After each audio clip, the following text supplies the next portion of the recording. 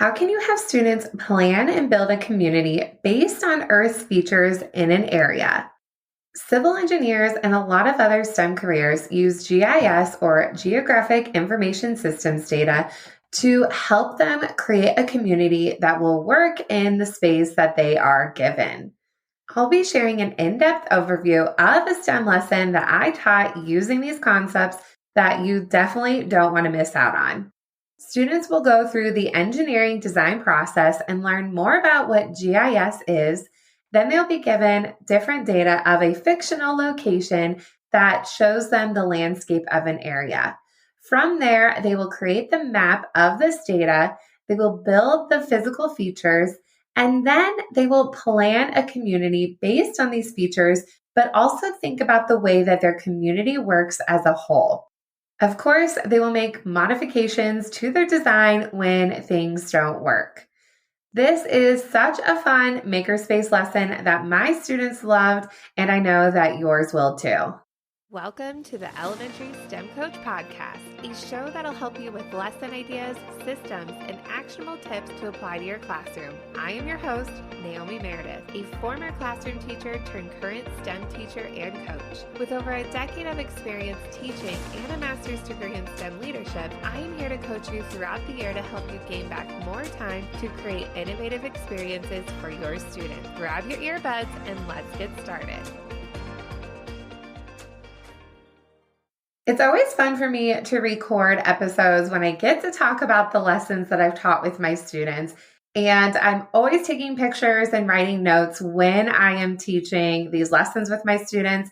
And so when I'm preparing episodes like this, I love to go back and reflect on that experience, and a lot of fun things pop up for me that I can't wait to share with you. So for this episode, I'm going to give you an overview, just the nuts and bolts of this lesson and who I taught it to, and also a snapshot of how the lesson went throughout the week, and then just some fun stories throughout, and how you actually can just get started with this lesson in your classroom and where you can get all of those resources. Also, thanks to you for filling out the podcast survey a little bit ago. A lot of you really wanted to hear lesson plans and how I taught them with specific grades. So even if you aren't teaching in that specific grade that I taught this lesson in, don't stop the podcast. You can definitely get ideas and how this can best work in your classroom. So don't write me off. It's fun to hear about other grade levels, especially when you teach all of the grade levels. And even if you don't need something for that grade level, it's just good to hear a lot of different ideas. So think of this like being in a workshop with me, but I'm in your earbuds this time. For this Build a City STEM project, I taught this with fourth grade. And of course, you could flex this to third grade, fifth, and beyond. There were a lot of different standards that I integrated in this lesson. Of course, the NGSS, Next Generation Science Standards, that talk about the engineering design process, those were super apparent in this lesson. When it came to a specific grade level standard for fourth grade, there is an NGSS standard that talks about analyzing and interpreting data from maps to describe patterns of Earth's features. When it comes to specific math standards that were integrated in this lesson, the mathematical practice was all about attending to precision. And as I am explaining this lesson, you're going to understand why students had to be really precise when they are setting up the format of where their city was going to be built. There are also various math skills that are integrated throughout. I know some of you might think that I don't integrate math in my lessons, but they definitely are there. Like I've mentioned before in past episodes, I do like to use science as my base, but then all of the standards really are integrated in there. So I'm not handing out worksheets of this math standard and all that. Math is really embedded in all of these lessons.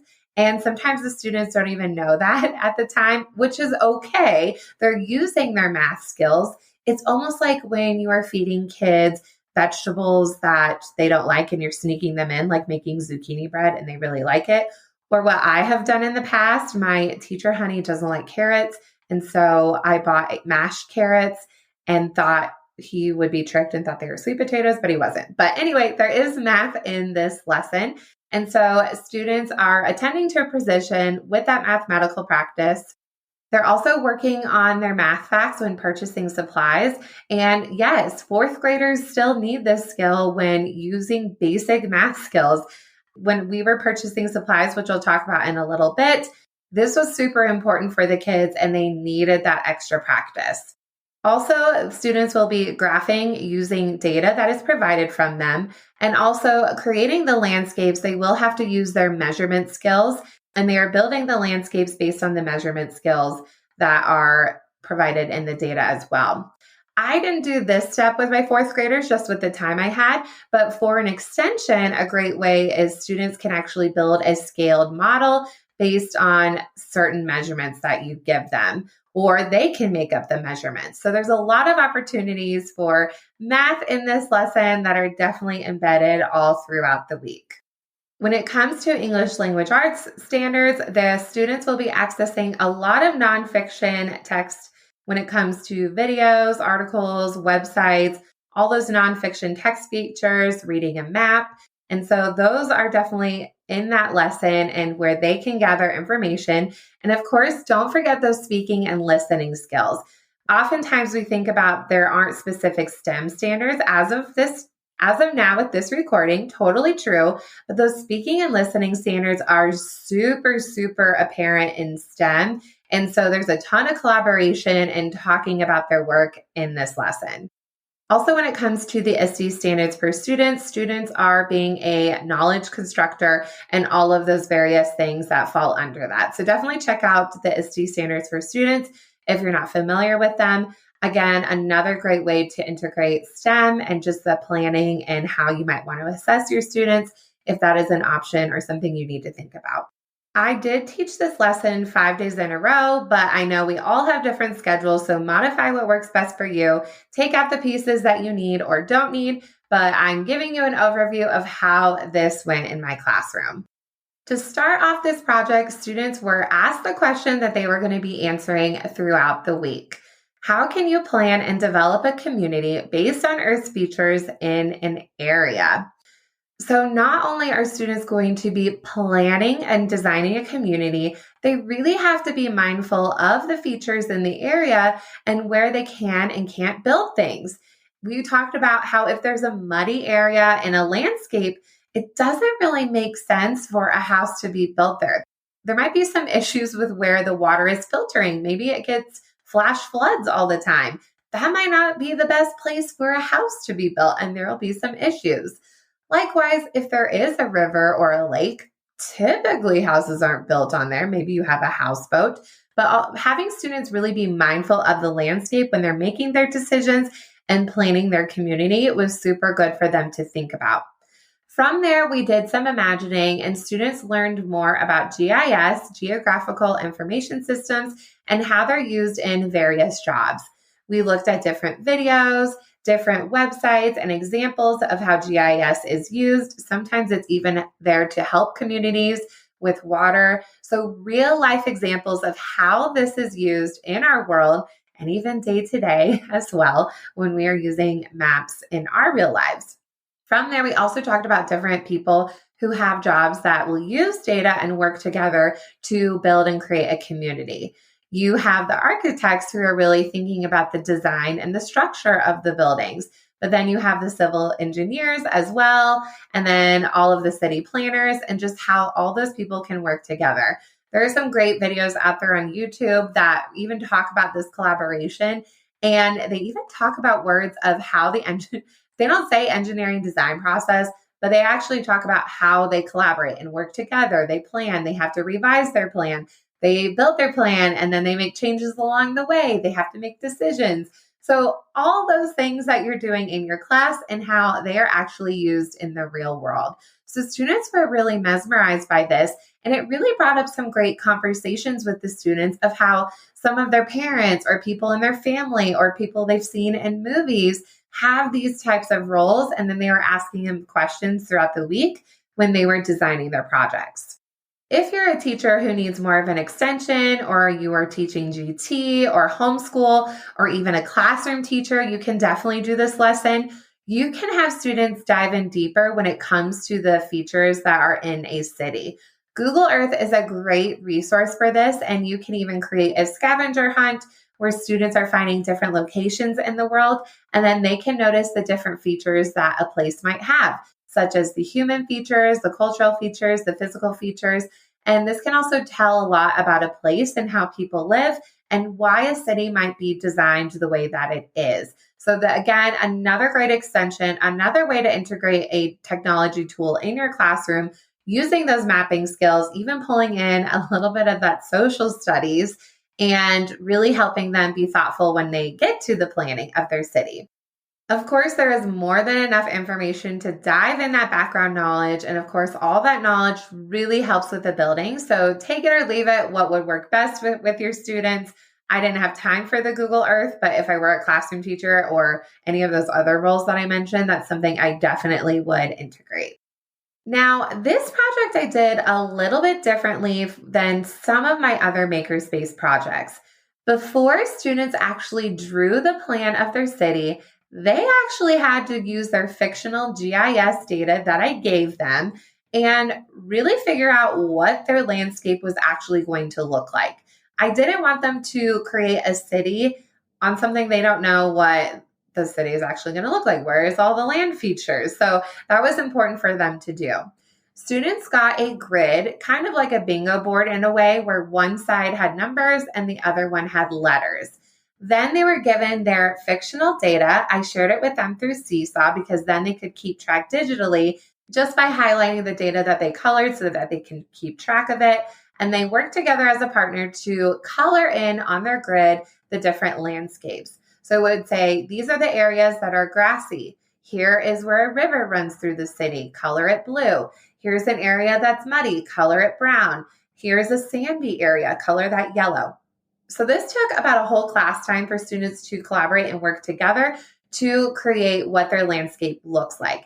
Now, don't worry. You might be saying, oh, well, everybody's looks the same. Yes, their map does look the same. I do know this. But once they get into the planning, completely different. They needed to have some sort of base to build off of. Then when it came to the physical features of the place, I created clay, some homemade Play-Doh at home that they would actually build on top of this grid. I just put the grids inside of sheet protectors or sometimes large Ziploc bags so that the paper didn't get soggy. And then their data actually told them in these areas that you built, you need to build up the land to a certain height. So having rulers on hand was helpful because then they had to actually measure how high certain places on the landscape was. Now, side tip with the clay, I somehow super messed up when I made the recipe and I brought all of this in and I found out all these different sensory needs I wasn't quite aware of because I definitely messed up on this Play-Doh, this clay that I made, and it was extremely, extremely sticky. Kids were screaming. It was all over my floor. It was all over the computers, the trash can, and maybe my hair. It was a disaster. So double check your recipe. Maybe even buy some Crayola modeling clay. That would be really awesome if you bought that because it doesn't dry out. It's super inexpensive. And then at the end of the project, you can actually have kids give you back all of the modeling clay. So that might be working out a bit better. From there, when students understood what their landscape looked like, then I actually had them plan out their city. And oh my goodness, kids love this stuff. It's very interesting with this project too. Different kids like different parts of this project. And even more interesting, because I've known these kids for a long time, there were kids who were like, they go through the motions, they do the projects, like cool, whatever, they get into it or not. But those certain hard kids, I don't know what it is about this project. They were super invested in it and they were all in. So that's why I'm telling you, having all these different types of experience in your classroom is so important because you never know what students are going to like and not like, but you need to mix it up because you can grab those kids at whatever lesson, you don't know when it's going to hit them and just bring out this light bulb. So that was super fun to watch in the students. So when it came to this planning, they got super into the planning. Some kids even didn't get to finish their building part because they loved the planning piece, almost like creating a blueprint of their city, which is totally fine. That's where they're at in the process. So I'm glad that they were excited about it.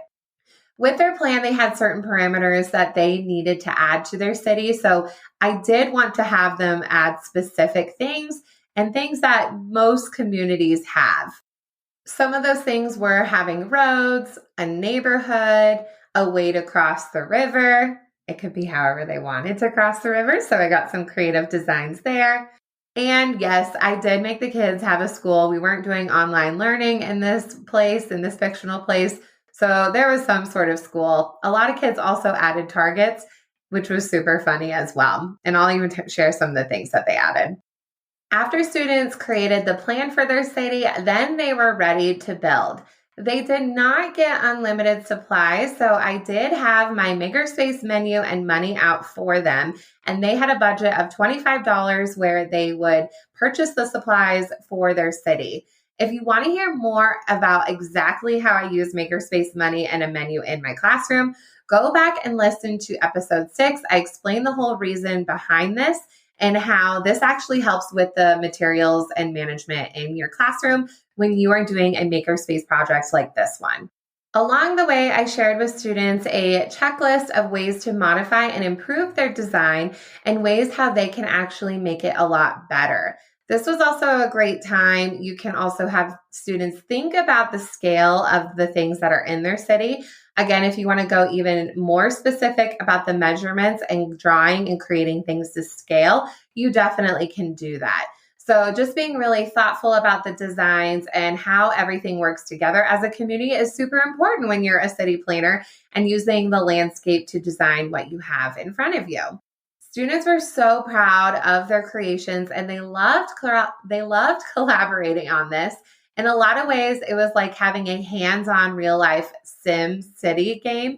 I don't know if any of you ever played The Sims. I did play the human version where they had the houses, you build the houses, and you have the people inside. I also would play Sim City and Roller Coaster Tycoon and Zoo Tycoon. So I've always had kind of that STEM background, even though I never knew I'd be a STEM teacher, but they loved this hands-on thing. They got super into it. There are some super cute things that I'm definitely going to link the pictures in the show notes because you definitely have to see what they did. One group created a restaurant and it looked like a giant fry box with the fries sticking out of it. So super cute design and very creative. I love that. That's very good marketing. If that was a business, you have the fries. Also, another student 3D printed something at home and added that to their design and wanted it to be a wind turbine to collect renewable energy of the wind. So that was super cool that they had a moving piece in their design and that it actually spun around. I did take a video of that in action because it was just so cute. There's also in the fictional data a muddy area of the town. One group decided to make this a dirt bike area where people could go and pay and ride their dirt bikes.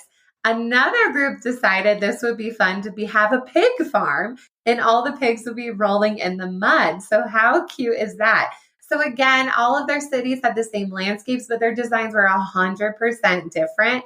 And they were so invested in their designs. They were so proud of themselves. When it came to the share piece, I highly recommended for them to take a video of their work, especially since they were working in groups. Not everybody could take the project home. And so taking a video was a great way for them to share their work with their families. And, there's families who just like, hey, we don't need to keep this project. So a video is a really great way. Again, of course, I use Seesaw, but you could use another platform like Flipgrid or something like that, where taking a video, they can take their work by taking a video.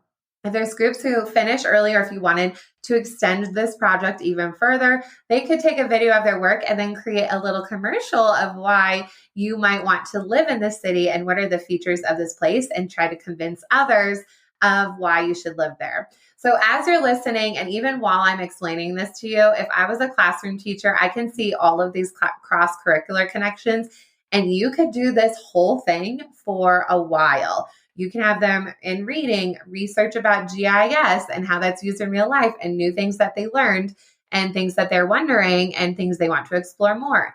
In social studies, you could have them explore Google Earth and all of the physical features of a place in the land. And math, and you could even just combine math and science, where they're creating scaled models of their buildings and then implementing that into their design. In writing, they could write a persuasive essay of the commercial of why you should enter this land. So see how it all can connect together. When I was a classroom teacher, I was all about projects like this that could connect with everything. It actually made your planning so much easier. So much fun. There's so many extensions that you can do. So I hope that you enjoyed hearing more of a deeper dive of a lesson that I taught my fourth graders when it came to planning a city. And of course, I put this all together for you. So go ahead, implement it yourself. I would also love to help you out with the planning. So linked in the show notes is the individual lesson that you can grab for your classroom that has all the research done for you, all the vocabulary, all the data, even student examples to get inspiration going with your students. They're definitely going to be creative. They won't need a whole lot because this one is a lot of fun. Or you can also see in my free year-long plan how this connects together with my whole K-5 engineering unit. So this was one of very many lessons in this K-5 where students took on the role of being earth engineers in a lot of different ways. Of course, there's lots of different bundles too with this, so you can buy this individually. There's a grade level unit. You can even look at the whole K-5 bundle, or even if you only teach upper elementary, there's an option for 3-5. So lots of different ways where you can integrate this into your classroom and bring that creativity where students are awesome city planners, civil engineers, even that element of being an architect and having that creativity with their building design. But it really opens up the world of just another way how STEM is used in their real lives. Thank you so much for listening to today's episode of the Elementary STEM Coach Podcast. I would love to connect with you over on Instagram at NaomiMeredith_ or send me an email to elementarystemcoachpodcast@gmail.com. Also, make sure to check out my website, NaomiMeredith.com, to see all the show notes from today's episode and shop my K-5 STEM resources. Any questions you have, needs for resources, or ideas for episodes, get in touch. I'll talk to you soon.